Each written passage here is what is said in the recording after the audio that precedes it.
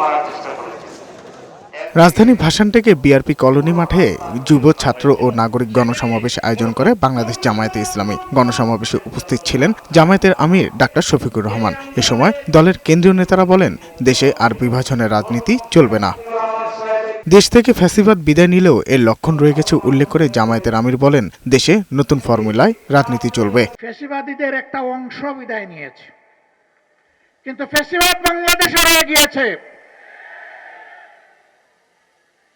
ফ্যাসিবাদীদের কিছু লক্ষণ আছে। দেশের আপামর জনগণ পুরানা বস্তা পচা দুর্গন্ধময় সেই রাজনীতি আর চায় না। এই রাজনীতির আমূল পরিবর্তন চায়। নতুন বাংলাদেশ পুরাতন ফর্মুলায় আর চলবে না ইনশাআল্লাহ। নতুন বাংলাদেশ চলবে নতুন ফর্মুলায়। জনগণ কোনো দলের পক্ষপাতদুষ্ট হয়ে থাকতে চায় না বলেও মন্তব্য করেন তিনি। জাতিকে যারা বিভক্ত করে তারা জাতির দুশ্মন। আমরা ওই দুশ্মনের রাজনীতির চাষ আর বাংলাদেশে হতে দিব না। জনগণ আর কোনো দলের পক্ষপাত দুষ্ট কোনো সরকার দেখতে চায় না।